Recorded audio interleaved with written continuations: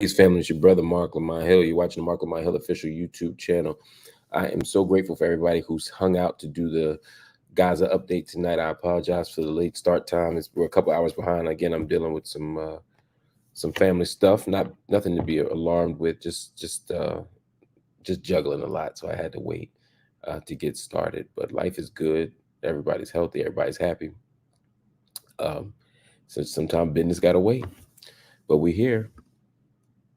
And unfortunately, so is Israel's war on Gaza. We're on day 193 right now. Israel's war on Gaza has reached day 193. And every day here on the channel, Marc Lamont Hill official YouTube channel, we are going to be here covering it. And the reason we do it is not just to keep some streak going and keep some record going. We do it because corporate media won't do it. We do it because mainstream outlets will not allow us to keep track of the suffering and the violence and the misery and the dishonesty and the theft and ultimately the genocide that is happening in our world, whether it's in the Western Hemisphere, whether it's in the Middle East, whether it's in the North, wherever it is, a lot of stuff is happening and we got to deal with it. And when it comes to Israel and Palestine, there's a narrative and then there's what's happening.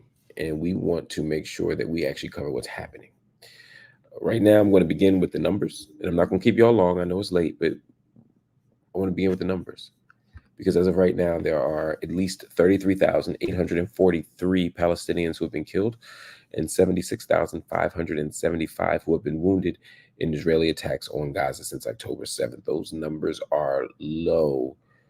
They're conservative. And what I mean by that is there are 8,000 people under the rubble, minimum, which means that we're looking at over 41,000 people who have actually died in Gaza at the hands of Israeli attacks since October 7th. Also, the death toll in Israel from Hamas's October 7th attack stands at 1,139.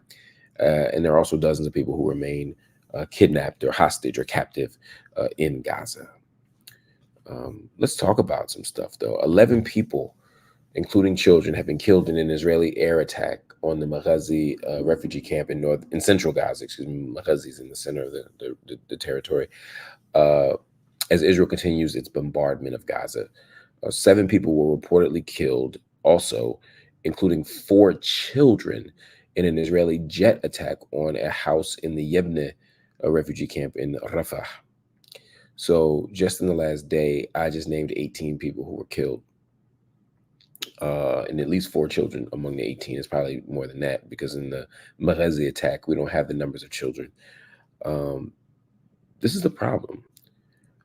Also, recently, the United Nations, the United States, and Palestinian rights groups have joined in a growing condemnation of Israeli settler attacks on Palestinians in the West Bank. For months now, people in the West Bank have been complaining about settler attacks. They've been talking about pogroms. They've been talking about everything from people yanking up olive trees to people blowing up houses.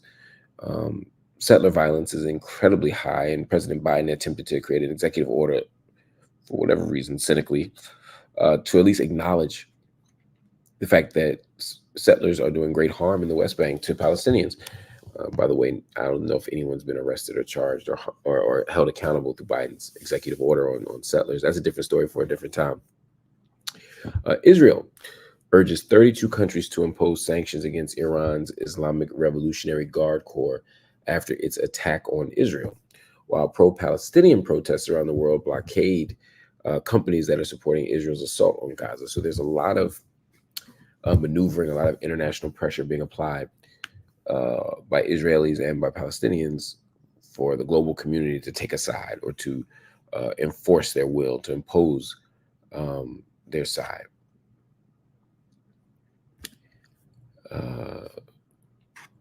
More things to talk about. The 2 mass graves were discovered by Gaza's health ministry and the civil defense forces on yesterday, or technically 2 days ago now. The first mass grave was discovered at El Shifa Hospital in Gaza City, and the second was found in Beit Lahia. Separately, 4 people, including a child, were killed and several were wounded in an Israeli attack on a house west of Rafah in the southern Gaza Strip. That's according to, I think that's Wafa as well. Israeli army vehicles reportedly surrounded a school where hundreds of people were sheltering amid gunfire and explosions in Beit Hanun in the northern Gaza Strip. Uh, Here is a devastating piece of information. About 90% of approximately 4,000 buildings. Sorry, it's 2 a.m. here. About 90% of approximately 4,000 buildings, that's 3,600 buildings, located along Gaza's eastern border with Israel have been destroyed or damaged, according to a preliminary analysis of satellite imagery from the United Nations Satellite Center. That means that when you're talking about, as you get on the Eretz side, or the Eretz border side, say that 90% of the buildings have been destroyed. That's wild. That's all I can ever tell you.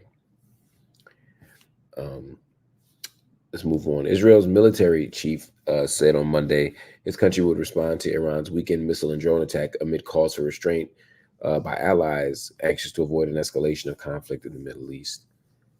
Prime Minister Benjamin Netanyahu summoned his war cabinet for the second time in less than 24 hours, trying to discuss how to react to Iran's first ever direct attack on Israel. Now, we know the U.S. is renewing efforts to push through a stalled funding package for Israel, despite stressing that it will not help with any counteroffensive measures against Iran. The reason why this is important is because everyone in the United States government, for the most part, has been agreeing with Israel and supporting Israel, but they've also said we're not going to war. We're not going to be a proxy for you. We're not going to extend anything further. So it's interesting to see that. At the same time that the U.S. is also saying, yeah, but we'll send you $14 billion in money and guns and defense systems and tactics and all the things. It's very much a contradiction. One more thing here, and I talked about it on Night School tonight. Pro-Palestinian protesters blocked roads on Monday in the U.S. states of Illinois, California, New York, and the Pacific Northwest. Stopped some people from being able to travel. Blocked up near airports. It was a lot. But it's necessary for people to stand in solidarity with the oppressed. It's necessary for people to stand up and sometimes make life a little inconvenient for the powerful, because they are the vulnerable. Anyway, that's the Gaza update for today. I said I won't keep you long. We'll talk more later, but hit the like button for me. Let the world know you actually care about this content. Also hit the subscribe button. Join the channel if you want, but hit the subscribe button either way. And if you're so inclined, join. Become a monthly subscriber to the channel. It allows us to get better video, to hold more people, hold space for more people in this media company. I ain't got no billionaires writing checks. I ain't got no millionaires writing checks. I might even have no thousandaires writing checks. I just need y'all to support to the best extent that you can. So please go to our Cash App or our Venmo if you're able, and drop something in. If not, that's all love. The most important thing is that you share the videos and that you learn from the videos. All right, family, I'll talk to you soon. Peace.